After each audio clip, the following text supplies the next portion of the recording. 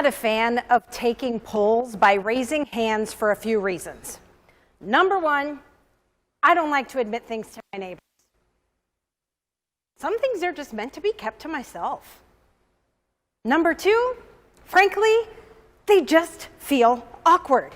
It kind of gives me a flashback to second grade. I didn't really like second grade. Third, most importantly, I have armpit anxiety. You heard me. Armpit anxiety. You can probably see it right here, right now. So to save us all from a little armpit anxiety, I'm still going to take a poll, but we're going to use our eyes instead. So I ask all of you, look at your device, ignore your people. I'm going to say 3 statements, and if any one of those resonates with you, I just want you to look at your device and blink 3 times. You ready? Here we go. Number 1, I am right where I should be in life, and I'm loving it. Number 2, I am so far behind, I'm not even close to where I think I should be. Number 3, I am right where I should be in life, but where's that happiness thing everybody talks about? I personally have blinked at all 3 of those statements at one point or another throughout my 40 years on Earth. Sometimes that felt I was right where I should be. Other days I felt I was so far behind. All I felt was overwhelm of envy, disappointment, and self-doubt. Now, anyone who knows me well knows I love a good metaphor and I love grocery shopping. That's me. I'm the weird lady in the store. Always have my cart, put my purse in, get out my Sharpie, always have a paper list, always. And you think Sharpie might sound a little funny, but try it. You cruise off your list, it makes a beautiful line, and your list is as beautiful as it was when you started, except by the end of your grocery trip, you're done. I mean, it's the most gratifying feeling in the world. Now, I love going to the produce department after the wine and spirits department.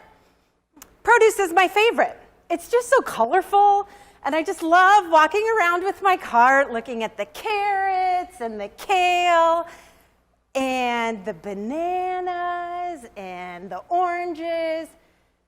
And who doesn't love a good apple pyramid? Am I right? Who doesn't go to Whole Foods or Hy-Vee, your grocer of choice, and just see that beautiful, polished, all one color green Granny Smith apple pyramid and just think, God, that's beautiful. Man, isn't that beautiful?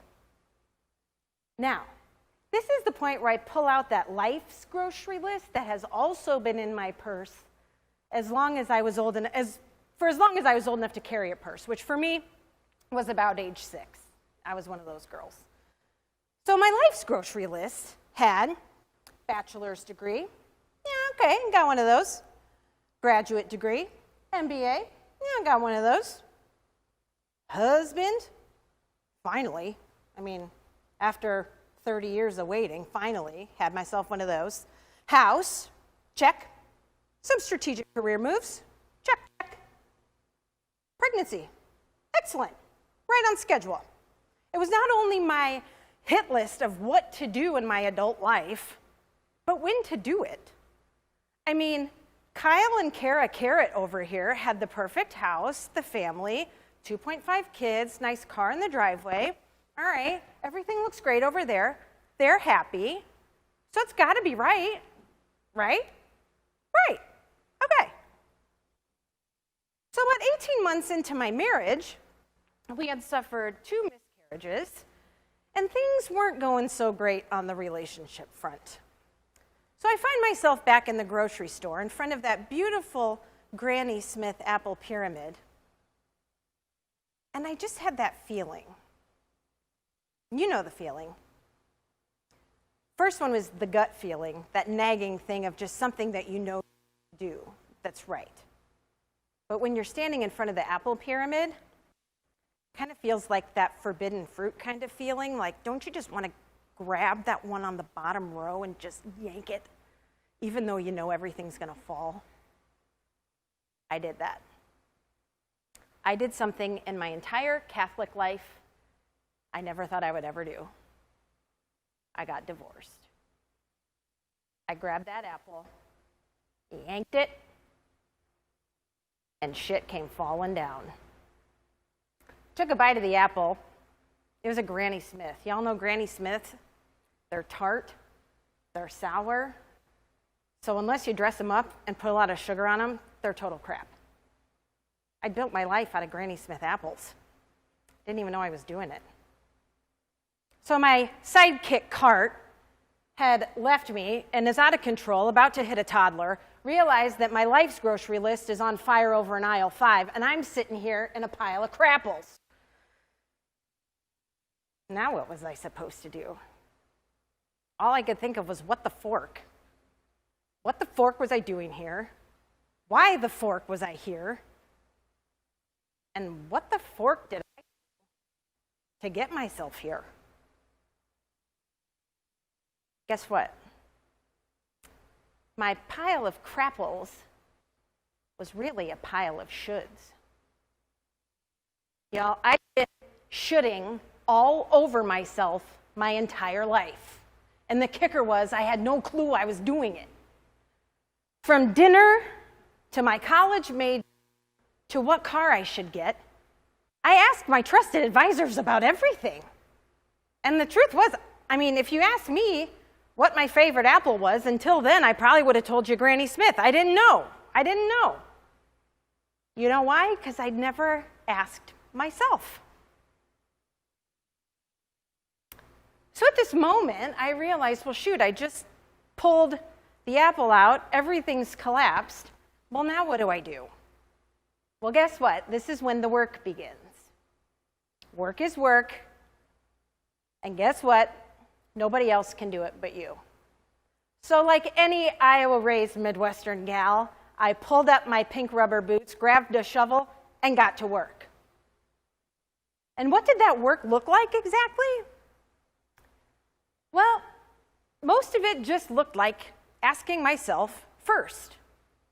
It took me a while to wean myself from my trusted advisors, but I learned that asking myself both before and after talking to my advisors was really the kicker. That had been the problem. So trusting myself and turning inward looked like falling madly in love with a man who has more gray hair than my dad and is 16 years older than me. You can imagine the shitting. Trusting myself, taking judgment in stride, and choosing that guy was the best thing I ever did. If I'd said, I shouldn't even go out on a date with this guy, he's older, he's divorced, oh my God, he has kids. Ugh. If I'd done that, I'd be missing out on Hallmark Channel kind of love. Trusting myself looks like doing a career 180 after building my career from age 19. I'm a food professional. I have been a food professional for over 20 years. Let me tell you, it is fascinating, it is fun, it's tasty, and I'm really good at it. But I'm good at a lot of things. Brute mental force, determination, and a can-do attitude will take you as far as you want it to take you. But what those things can't do is kill or silence that feeling inside of knowing that you're meant for more. If I'd said, I've just spent so much time in the food business, I should just stay put, that's the right thing to do. Karen, this 401k is killer. Sticking around, even though I'm miserable, sticking around for the 401k, totally worth it. Don't you think? Don't you think, Karen? If I'd done that, I'd be a caged cheetah, playing small, not using my God-given talents to speak, coach, and inspire people to stop shooting themselves. I learned all I needed was permission. Permission to take a detour off of the perfectly popular paved path I had spent my entire adult life creating. Permission to explore, to take the road less traveled, the one that's always bumpy, mostly uncomfortable, but always aligned with possibility and purpose. I learned all I needed was permission. And who gave me that permission?